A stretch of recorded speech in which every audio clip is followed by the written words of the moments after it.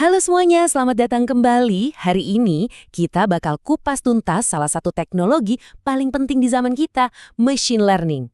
Tapi tenang, kita akan bahas dengan cara yang super simple dan gampang dimengerti. Oke, pertanyaan paling mendasar dulu ya. Gimana sih caranya sebuah mesin itu bisa, ya beneran belajar? Maksudnya bukan cuma jalanin perintah, tapi belajar. Apa sih yang terjadi di balik layar?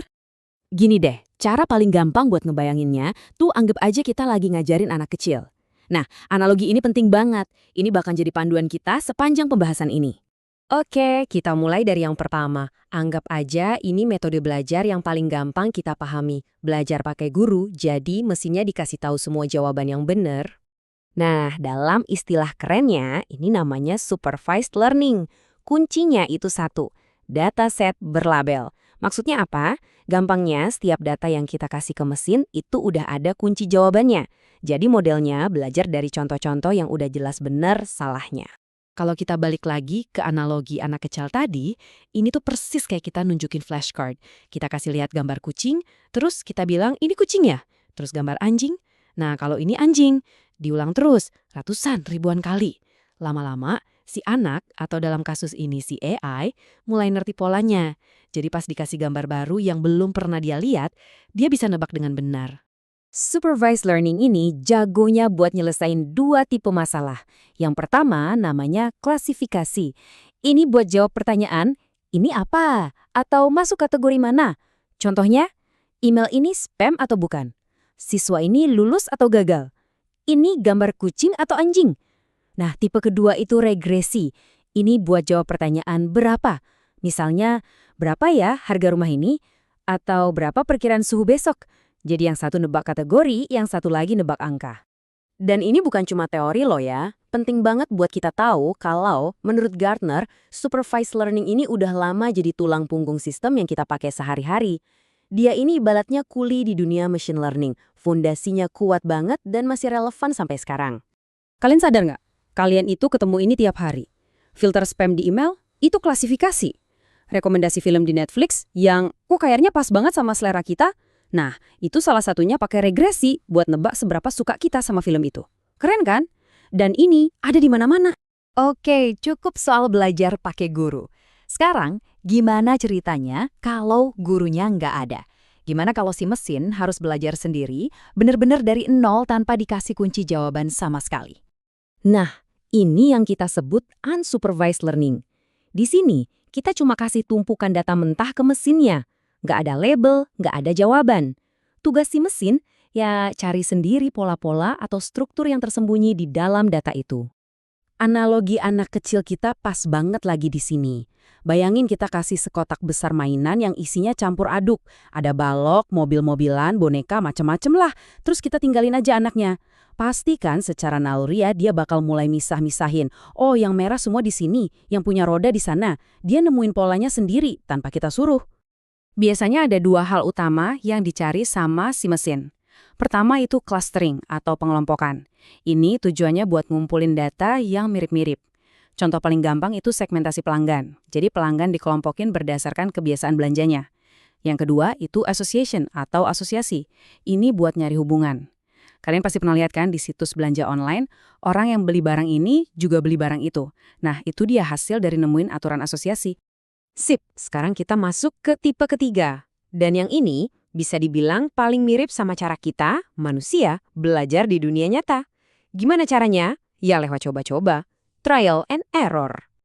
Selamat datang di dunia reinforcement learning. Konsepnya gini, ada yang namanya agen. Anggap aja ini program AI-nya. Agen ini hidup di dalam sebuah lingkungan. Tugas si agen adalah belajar dengan cara nyobain macam-macam aksi buat dapat hadiah atau reward sebanyak-banyaknya. Nah, ini bagian favorit saya dari analogi kita. Bayangin ngajarin anak naik sepeda. Kan kita nggak kasih dia buku manual tentang fisika dan keseimbangan kan? Dia cuma coba aja. Pas dia ngayuh dan sepedanya maju, itu reward. Pas dia goyang-goyang terus jatuh, itu hukuman atau penalti. Lama-lama, otaknya secara otomatis belajar. Oh, kalau gini dapat reward, kalau gitu dapat penalti. Akhirnya, dia jadi jago. Intinya itu ada di siklus belajar ini.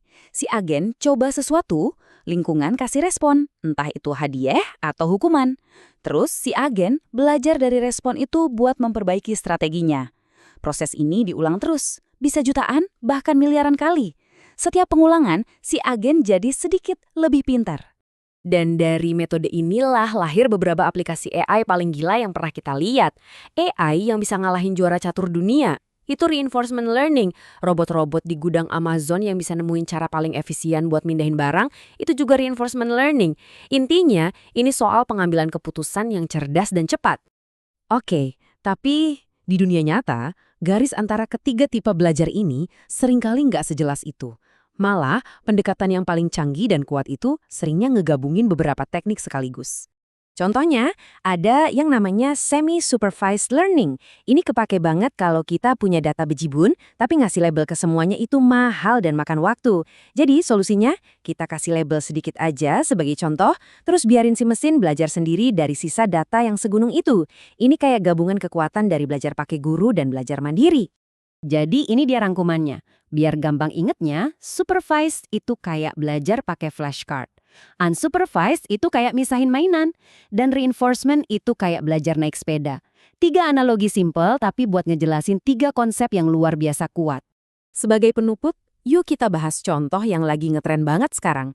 Kalian pernah mikir nggak? Gimana caranya chatbot-chatbot AI canggih zaman sekarang bisa ngasih jawaban yang nyambung, ngebantu, dan aman? Salah satu rahasia utamanya adalah teknik yang disebut RLHF. Gini cara kerjanya, simpelnya. Manusia di sini perannya jadi semacam juri atau guru pemberi hadiah. Kita nggak nulis jawabannya, tapi kita dikasih beberapa pilihan jawaban dari AI, terus kita kasih ranking. Mana nih yang paling bagus, mana yang paling aman. Nah, ranking dari kita itulah yang jadi sinyal hadiah buat si AI. Ini keren banget karena kita nggak perlu lagi nulis kode yang ribet soal perilaku baik. Kita cukup tunjukin aja mana yang kita suka. Ini kayak ngajarin anak, bukan cuma soal fakta tapi juga soal sopan santun dan mana yang baik dan buruk. Dan ini membawa kita ke sebuah pertanyaan besar sebagai penutup. Kalau mesin sekarang sudah bisa belajar dengan cara yang mirip banget sama kita, entah itu pakai guru, nemuin sendiri, atau dari pengalaman, pertanyaannya sekarang bukan lagi apa mereka bisa belajar. Pertanyaan yang lebih penting adalah, apa yang seharusnya kita ajarkan pada mereka? Coba deh direnungkan. Terima kasih sudah menyimak.